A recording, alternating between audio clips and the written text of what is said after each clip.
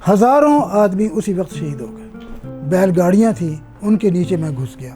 بچنے کا صرف ایک ہی راستہ ہے اور لوگوں کا خون ایسے بہہ رہا تھا، وہ جہاں گولیاں چلتی تھیں وہاں جا کر انہوں نے دیکھا کہ کوئی آدمی زندہ نہیں، سارا پانی سرخ تھا، کسی کی تدفین کی کسی کی نہیں۔ راستے میں بے شمار لوگوں کی لاشیں پڑی تھیں، خواتین کی بے حرمتی کے ساتھ ان کے اعضاء کاٹے گئے تھے، ان کی والدہ کو بٹھا دیا گیا، ان کے سامنے بچوں کو اعضاء کاٹے گئے۔ فیصل آباد ٹی وی کے یوٹیوب چینل کو سبسکرائب کیجیے اور بیل آئیکن بھی پریس کیجیے۔ میرا نام محمد جلیل الرحمان ہے اور میں پروفیسر ہوں، گورنمنٹ کالج ریٹائرڈ پرنسپل ہوں۔ جس وقت پارٹیشن ہوئی ہے اس وقت میری عمر تقریباً 10 سال تھی۔ میرے ساتھ میرے والدین تھے اور میرے والد صاحب کا نام تھا نیک محمد، وہ اس وقت ہیڈ ماسٹر تھے ہائی اسکول مڈل اسکول کے۔ میرے ساتھ میرے بڑے بھائی صاحب اور میری دونوں ہمشیرہ ہم ساتھ تھے۔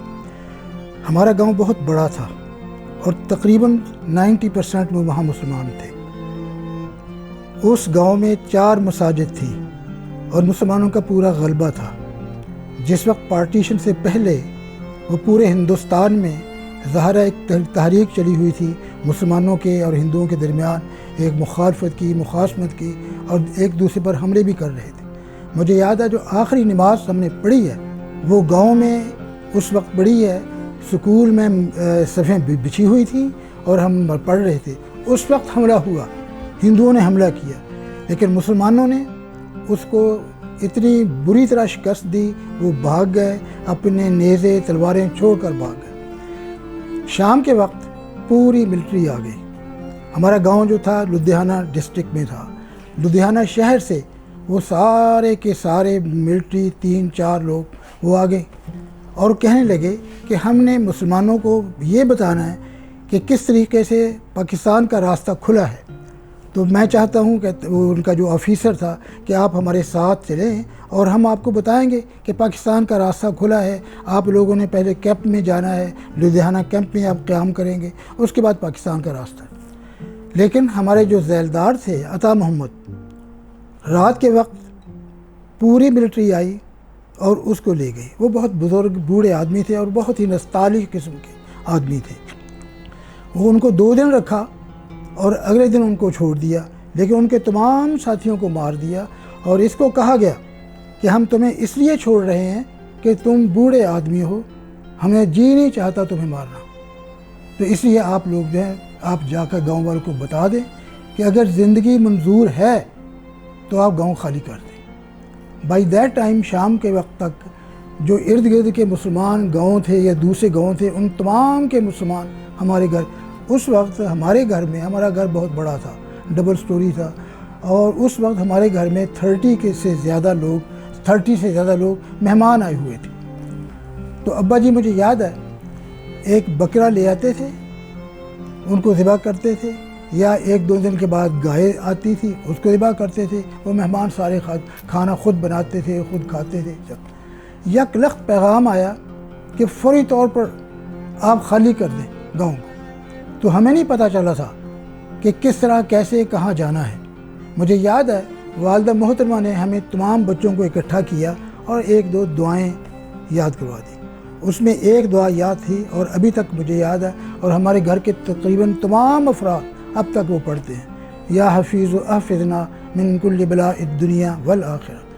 یہ دعا ہمیں بچوں کو یاد کروا دی اور آج تک الحمدللہ پورے خاندان کے تمام افراد وہ سینہ بسینہ چلتی آ رہی ہے اور تقریباً تمام پڑھتے ہیں۔ خیر، ہم گاؤں خالی کر دیا، خواتین کو جو چھکڑے ہوتے ہیں ان پر بٹھا دیا گیا اور گاؤں خالی کر دیا۔ تقریباً 3-4 کلومیٹر ہی ایک بہت بڑا میدان تھا دریائے ستلج کے ساتھ، اور جو ندی نالے ہوتے تھے دریا کے ارد گرد ان کو کہا جاتا تھا بند۔ تو بند کے قریب ہم سارے بیٹھ گئے اور وہاں قافلہ جو تھا وہ تقریباً 40-50 ہزار کا تھا مسلمانوں کا، اور ان کو کہا گیا تھا کہ تم لوگوں نے لدھیانہ کیمپ میں جانا ہے۔ خیر، وہ سارے اکٹھے ہو گئے۔ ارلی ان دی مارننگ، صبح کے وقت رات گزاری، کیسے گزاری یہ بھی ایک لمبا بہت۔ ایکچولی یہ ایک داستان نہیں ہے، یہ ایک تاریخ کا حصہ ہے، تاریخ کا قصہ ہے، اور جس سے تاریخ بدل جاتی ہے کسی قوموں کی، کسی ملک کی۔ یہ وہ بات ہے، صرف پارٹیشن نہیں ہے، یہ ایک بہت بڑی داستان ہے جو تاریخ کا حصہ ہے، شاید مسلمانوں کی تاریخ کا اہم ترین حصہ ہو۔ خیر یہ ایک لمبی بات ہے۔ ہم لوگ رات کے وقت ہم قیام کیا، سورج نکلنے سے پہلے ملٹری آ گئی، اور اس کے ہزاروں ٹرک تھے اور ان پر مشین گن فٹ ہوئی تھی، اور وہ آ گئے ہمارے درمیان اور کہتے تھے سارے آدمی، سارے مرد لوگ، بوڑھے اور بچوں کو چھوڑ دو، عورتوں کو چھوڑ دو، لیکن تمام جو مرد حضرات ہیں وہ آئے، کیونکہ ہم نے تمہیں ایک لیکچر دینا ہے کہ کون سا راستہ ہے، کس طریقے سے آپ لوگوں نے جانا ہے۔ سارے لوگ جو تھے، مجھے یاد ہے میرے والد صاحب، میرا چھوٹا بھائی خلیل الرحمان، اس کو گود میں اٹھایا، وہ ضد کرنے لگا میں نے بھی جانا ہے، وہ آگے چلے گئے، اور اتنا قریب ان کو بٹھایا، اتنا قریب ان کو بٹھایا کہ دوسرا آدمی ان کے درمیان کوئی بیٹھ نہیں سکتا تھا، بالکل۔ پھر اس کے بعد آرڈر آیا کہ بھئی آپ ادھر دیکھیں، ہم بولنے لگے ہیں تاکہ کوئی بات رہ نہ جائے، اچھی طرح سن لے۔ اس کے بعد مشین گن کی بچھاڑ شروع ہوگی، بارود کی بارش شروع ہوگی، اور اتنی تیز دھواں دھار بارود انہوں نے برسایا، مشین گن چلائی، ہزاروں آدمی اسی وقت شہید ہو گئے، اور یہ 5-6 منٹ چلتا رہا۔ جب ان کی گولیاں ختم ہو گئی، مشین گن ختم ہو گئی، وقفہ آ گیا۔ وقفہ آنے کے بعد لوگ جو بیچارے زندہ تھے وہ یہ سمجھتے تھے کہ شاید وہ اب چلے گئے ہیں، لیکن ایسا نہیں، انہوں نے وقفہ جان بوجھ کر دیا تھا دوبارہ گن لوڈ کرنے کے لیے۔ وہ مشین گنیں لوڈ ہو گئیں، اور اس کے بعد پھر اسی طرح دوبارہ بوچھاڑ شروع ہو گئی، فائرنگ بہت زیادہ۔ پھر 5-7 منٹ کے بعد آپ اندازہ فرمائیں کہ اس دوران جو باقی لوگ رہ گئے تھے وہ بھی شہید ہو گئے، اور اسی طرح یہ وقفے 5-6 ہو گئے، چلتا رہا۔ تقریباً آدھ گھنٹہ انہوں نے پوری گولیاں برسائیں، مشین گنیں چلا دی، اور میرا خیال ہے 90% لوگ وہاں شہید ہو گئے تھے۔ ہم لوگ تو بچے تھے، ہم لوگ جو ہماری وہ چھکڑے تھے، بیل گاڑیاں تھیں، ان کے نیچے میں گھس گیا۔ میرے ایک اور دوست عزیز ابھی وہ فوت ہوئے ہیں، وہ بھی اس کے اندر گھس گیا۔ اس نے مجھے کھینچنا چاہا، کھینچ کر دور تک لے گیا۔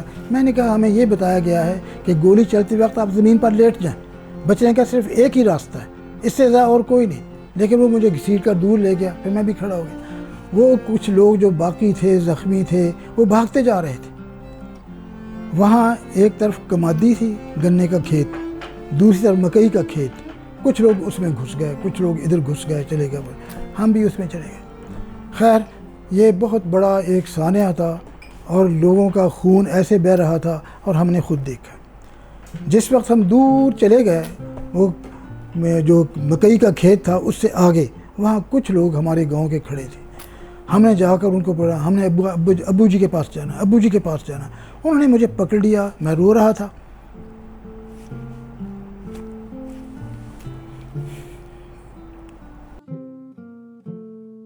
میں نے کہا میں نے ابو جی کے پاس جانا ہے، لیکن خیر وہ واقعہ ایسا تھا، سچویشن ایسی تھی، وہ ہمیں جانے نہیں دیتے تھے۔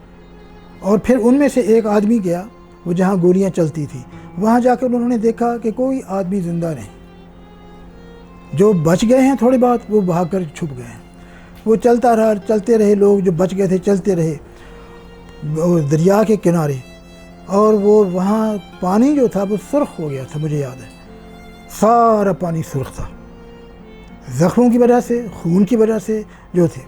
انہوں نے ایک دوسرے کو اٹھایا ہوا تھا، ہمارے استاد تھے عبدالکریم صاحب، ان کی والدہ، اور وہ شہید ہو گئے تھے، اور ان کو اٹھایا ہوا تھا، کسی کی تدفین کی، کسی کی نہیں، لیکن ہائے وائے کراں چیخیاں چلانے کا بہت منظر تھا۔ ہم لوگ دہل گئے تھے بے انتہا۔ اور اس کے بعد ایسا ہوا کہ وہاں 1 دن 2 دن 3 دن تقریباً قیام کیا۔ پھر لوگوں نے سمجھا کہ اب جو بچ گئے ہیں ان کو وہاں لدھیانہ کیمپ میں جانا چاہیے۔ ہم وہاں سے گئے، نکلے، مشکل سے چلتے گئے، راستے میں بے شمار لوگوں کی لاشیں پڑی تھیں، خواتین کی بے حرمتی کے ساتھ ان کے اعضاء کاٹے گئے تھے۔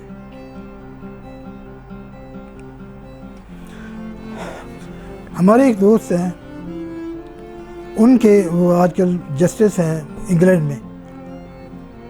میں جسٹس ہیں وہ، ان کے چچاداد بھائی 4 تھے، ان کی والدہ کو بٹھا دیا گیا، ان کے سامنے بچوں کو اعضاء کاٹے گئے اور خاتون کو پکڑ کر بٹھایا گیا اور ان کو مار دیا گیا، اور اس خاتون کو کہا تم جاؤ، اسے جاتے ہی چھلانگ لگا دی کنویں میں۔ تو یہ تو ایک واقعہ ہے، اندازہ نہیں کر سکتے کتنا ظلم ہوا تھا۔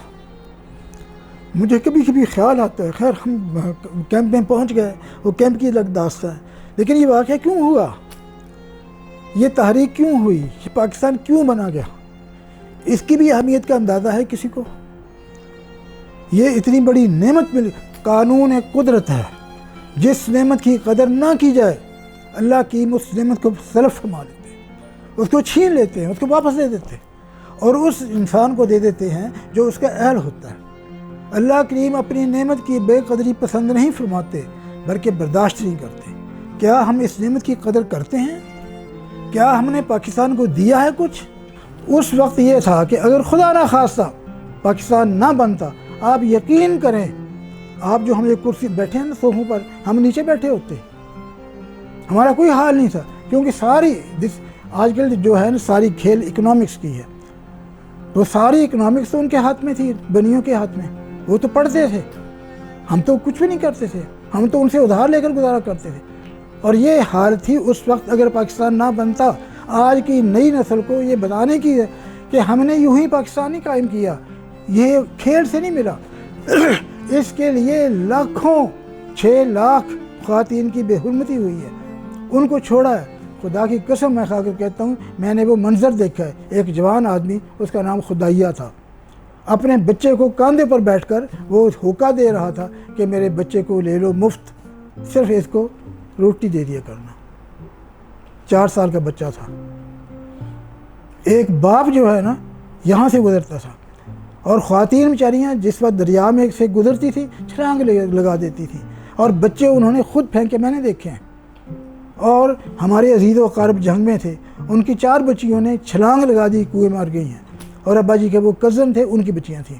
تو ہمیں تو پتہ کس طرح، اور یہ بات کہتے ہوئے میری زبان جو ہے نا بند ہو جاتی ہے۔ ان لوگوں نے نیزوں پر بچوں کو لٹایا ہوا تھا۔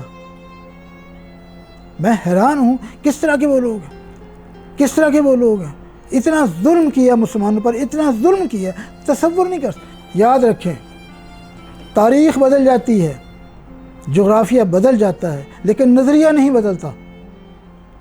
جو قوم اپنے نظریے کی حفاظت نہیں کر سکتی، اس کا جغرافیہ بھی بدل جاتا ہے، اس کی تاریخ بھی بدل جاتی ہے۔ نظریہ کیا ہے؟ چاہے وہ زمین کا ہو، چاہے وہ اپنے نظریاتی حدود ہو، آپ نظریاتی حدود کی پاسداری کریں۔ جب تک مسلمانوں میں غداری رہے گی اور اسی طرح رہے گا، جب تک مسلمان اکٹھے نہیں ہوں گے اسی طرح رہے گا۔ اللہ پاک کرے مسلمانوں کو توفیق دے اکٹھا ہونے کی، اللہ پاک توفیق دے مسلمانوں کو اپنے نظریے پر قائم رہنے کی، انشاءاللہ ہوگا۔ الحمدللہ ہمارے گھر کے افراد جو میرے والدین، والدہ اور بہن بھائی، یہ ٹھیک آئے ان میں سے، لیکن تایا ذات میرے والد صاحب کے کزن، ان کی ساری بچیاں، ان کے سارے لوگ شہید ہو گئے تھے، کوئی نہیں بچا ان میں سے۔ میری مدر ان لا کے سارے بھائی سارے فوت ہو گئے، میری والدہ کے بھائی، میرے ماموں 11 افراد تھے، میرے نانا جی، اور جس وقت انہوں نے ملیر کوٹلہ سے کراس کرنے کی کوشش کی، سڑک تھی وہ، تو ایک طرف جو ان کی فوج تھی، ایک طرف نہر تھی، درمیان پل تھا، اور اس طرف سکھوں نے اور گورکھا فوج نے حملہ کیا، تو اور کوئی چارہ نہیں تھا۔ ظہر کا وقت تھا، نانا جی حافظ بھی تھے، وہ سارے لوگ، انہوں نے کہا کہ نماز کا وقت ہے، پہلے نماز پڑھ لو۔ نانا جان اس وقت جماعت کروا رہے تھے، میرے ماموں 2 تھے، خالہ، ان کے بچے 16 افراد، اور سارے لوگ، تمام کو شہید کر دیا گیا، ایک بھی فرد نہیں بچا ان میں سے۔ اور میری کتاب ابھی آ رہی ہے انشاءاللہ، اور اس میں میں ساری کتاب ان کے نام معنون کر رہا ہوں، انتصاب کر رہا ہوں ان شہداء کے نام جنہوں نے اپنی زندگی اس پاکستان کے نام پر قربان کی، شہداء۔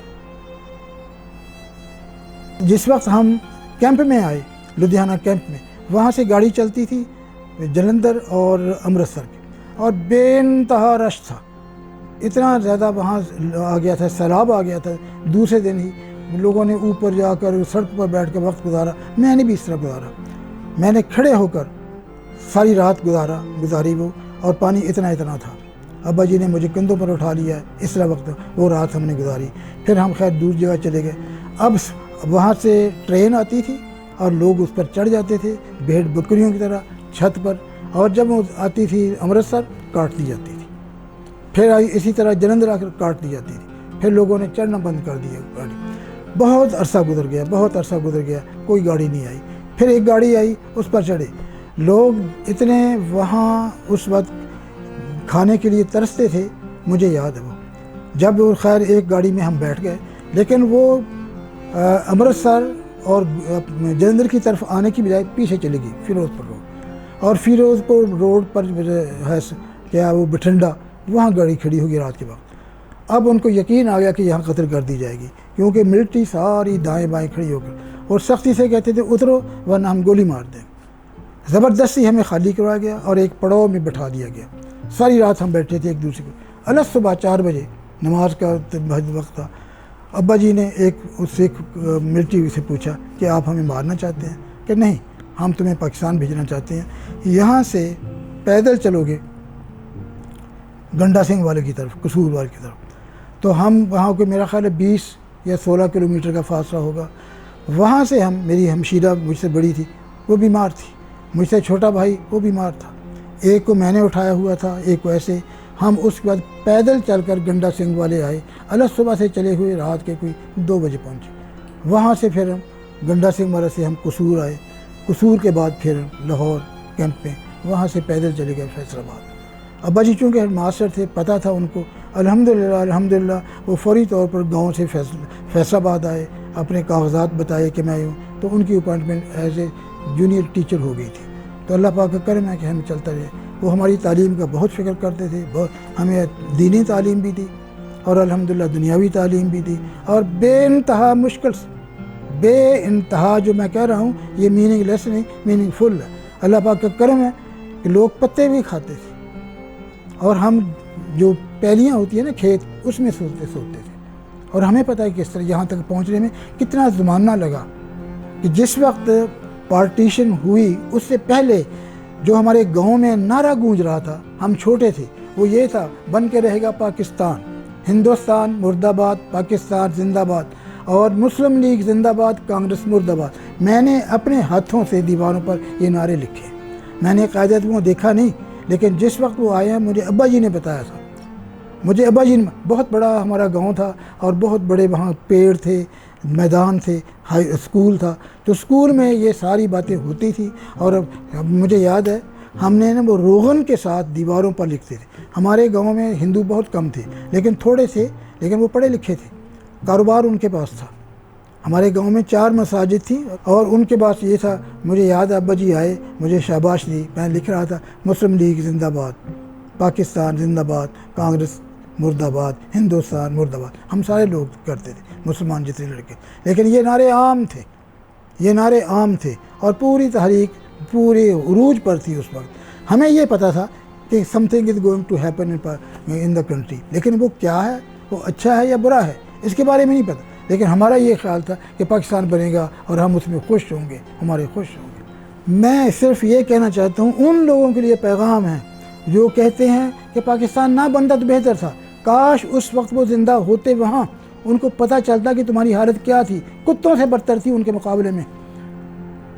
یہ جو کہتے ہیں نا وہاں مسلمان ہیں، یہاں مسلمان، وہ بیچارے کیوں نہیں آ سکے، کیسے نہیں آ سکے، حالات ایسے تھے، نہیں نکل سکے۔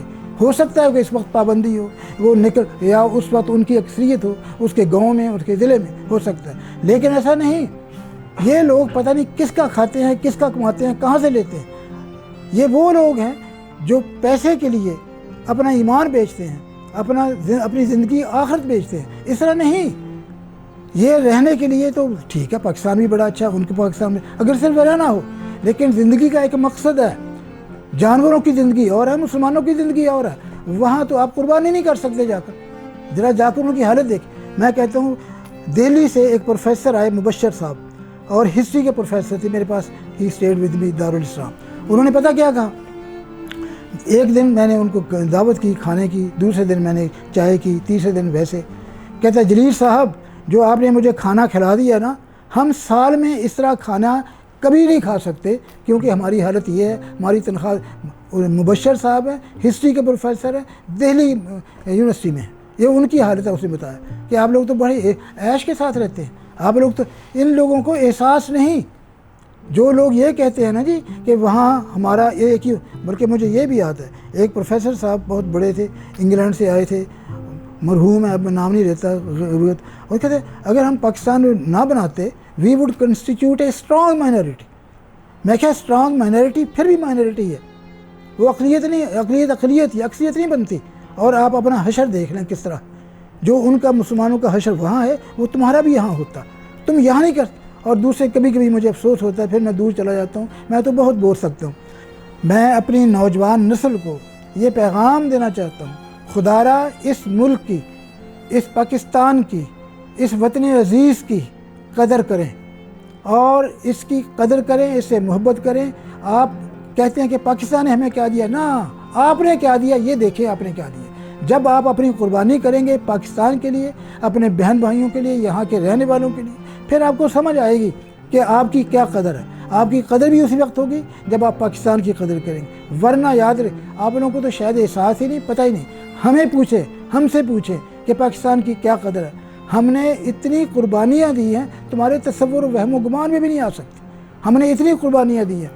لاکھوں لوگ شہید ہوئے ہیں، لاکھوں بچے یتیم ہوئے ہیں، لاکھوں خواتین بیوہ ہوئی ہیں، اور لوگوں نے جان بوجھ کر نہیں، اپنی عصمت بچانے کے لیے، اپنی عزت بچانے کے لیے دریاؤں میں چھلانگیں لگائی ہیں، کنویں میں چھلانگیں لگائی ہیں. تب آپ نے آپ کو بچا کر اس پاکستان کی، اور پاکستان کی قدر کریں. یہ وطن عزیز ہے، اگر آپ قدر کریں گے اس کی، آپ یقین کریں یہ بھی ملک سرخرو ہوگا اور آپ بھی سرخرو ہوں گے. ورنہ دھکے کھانے کے لیے تو ہمیشہ زندگی پڑی ہے. جانوروں کی زندگی اور آپ انسان کی زندگی میں فرق ہے، اور فرق اس لیے کہ یہ آپ کا گھر ہے، اور آپ اپنے گھر کی حفاظت نہیں کریں گے. نہیں، وطن عزیز کی حفاظت کیجئے، اپنی زندگی اس پر قربان کیجئے، اس کو بہتر بنائیں. آپ کا کل آج سے بہتر ہونا چاہیے. آپ کا یسٹرڈے جو ہے اس سے آج کا ٹوڈے بہتر ہونا چاہیے، اور ٹمارو اس سے بھی بہتر ہونا چاہیے انشاءاللہ.